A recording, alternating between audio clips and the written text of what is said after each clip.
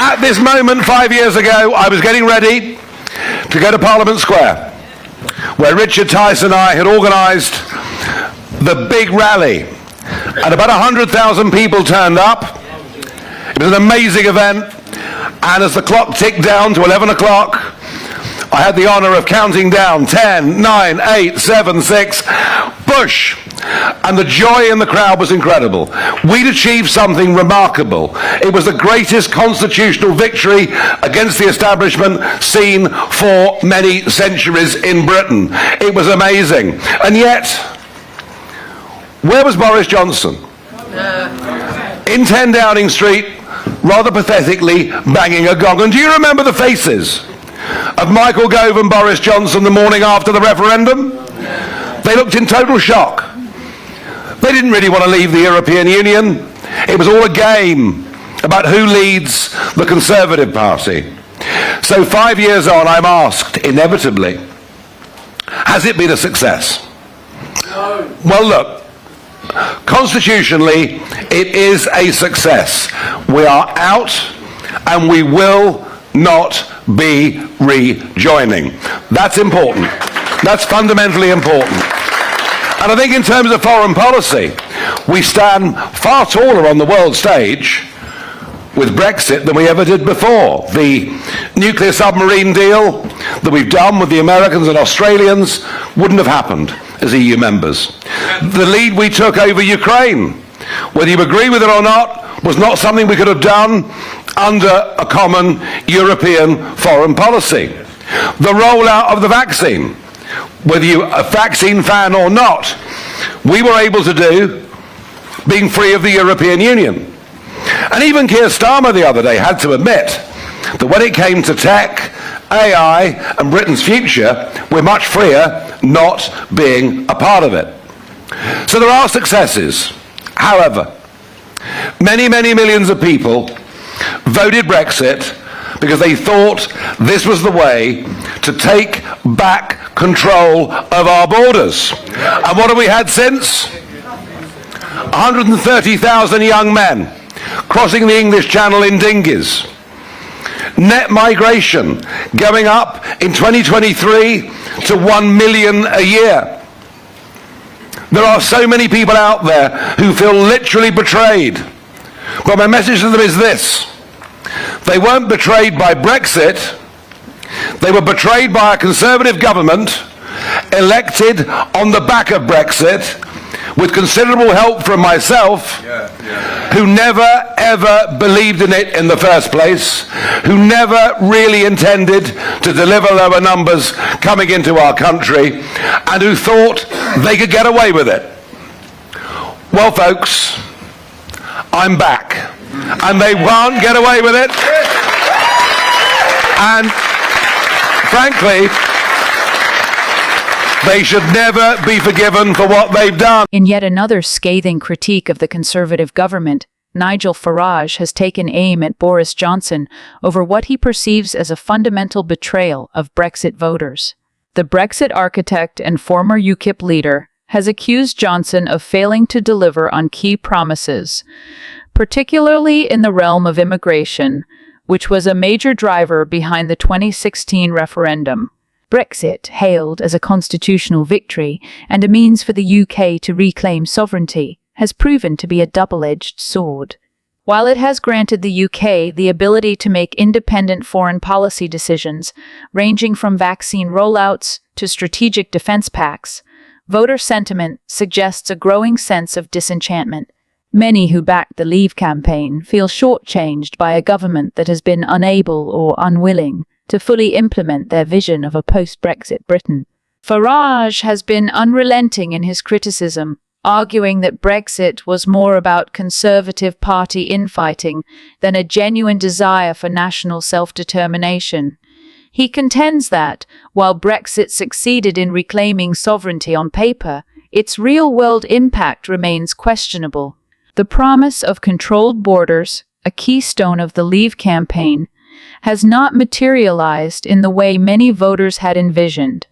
Immigration remains high, and legal pathways into the UK have continued to expand under the Tory government. During his tenure as Prime Minister, Boris Johnson celebrated Brexit as the dawn of a global Britain, one free to strike its own trade deals, regulate its own markets, and chart an independent foreign policy course.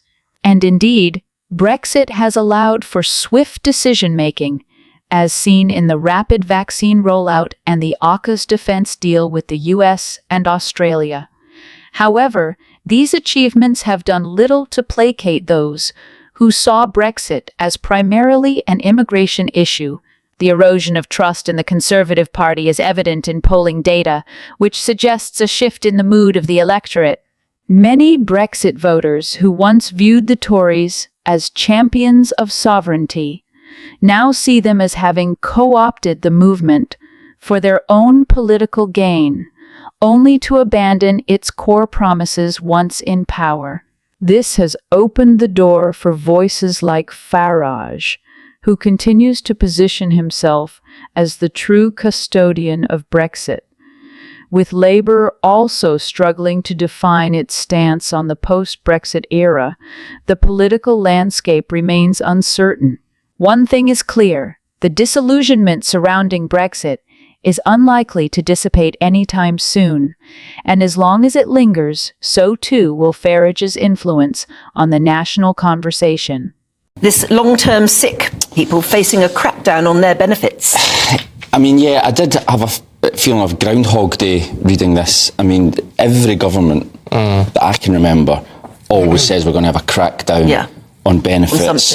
We're going to cut the welfare bill. We're going to force the long-term sick back to work. And yet here we are again. It never seems to work. Now, there's no doubt that as an issue, it's definitely got worse in terms of the bill has ballooned post-pandemic. The number of people of working age who are off sick has soared, and it's a real problem now because the government, as we know, is desperate for money. Rachel Reeves needs to try and make her sums add up, and we're now spending £65 billion a year on sickness benefits, which is more than the defence budget, which is £60 billion, and we spend £20 billion on the police, so it's more than 3 times as much. So there's going to be greater incentives to get the long-term sick back to work. You'll lose your money unless you're looking for work. We'll see. I mean, yeah, I've just heard it so many times. We'll just have to wait and see. The UK's sickness benefits bill has surged past £65 billion annually, an amount greater than the national defense budget of $60 billion and more than 3 times the police budget of past $20 billion. This staggering figure, laid bare by political commentator Kevin Schofield, has ignited fresh debate over welfare spending, long-term sickness, and the government's desperate search for savings. The sharp rise in sickness benefits is a post-endemic phenomenon that has confounded policymakers. The number of working age people classified as long-term sick has skyrocketed, placing an unprecedented strain on the public purse. In an economy already grappling with sluggish growth, high inflation, and mounting public sector pay demands, welfare spending has become a prime target for the Treasury's cost-cutting agenda. For Chancellor Rachel Reeves, the numbers paint a troubling picture. The Labour government, despite its pledges to maintain a strong welfare safety net, is under increasing pressure to address the ballooning benefits bill. The opposition, seizing on these figures, has accused Labour of overseeing an economic black hole. The political imperative is clear. Ministers must find a way to reduce welfare expenditure without sparking public outrage. Any attempt to push long-term sick individuals back into work risks backlash from both the medical community and advocacy groups, who argue that many claimants genuinely cannot work due to chronic health conditions. Yet, failure to act could see welfare costs spiral further out of control, exacerbating the fiscal squeeze. The government faces a difficult balancing act. Cutting sickness benefits outright is politically unpalatable, but reforms are clearly on the horizon. One option on the table is a tougher assessment system to determine who is genuinely unfit for work and who could be supported back into employment. Ministers are also considering expanding schemes that encourage businesses to hire and retain employees with long-term conditions, potentially reducing reliance on state support. Yet, as history has shown, welfare reform is fraught with controversy. The rollout of universal credit was met with fierce criticism, and any attempt to tighten eligibility criteria for sickness benefits will undoubtedly be met with similar resistance. Beyond the political wrangling, there are serious economic considerations. A workforce diminished by long-term sickness means lower productivity, fewer tax receipts, and greater economic stagnation. Addressing the sickness benefits crisis is not just about cutting costs. It is about revitalizing the workforce and ensuring long-term economic sustainability. The coming months will be pivotal. If the government is serious about fiscal responsibility, it must tackle the sickness benefits crisis head-on.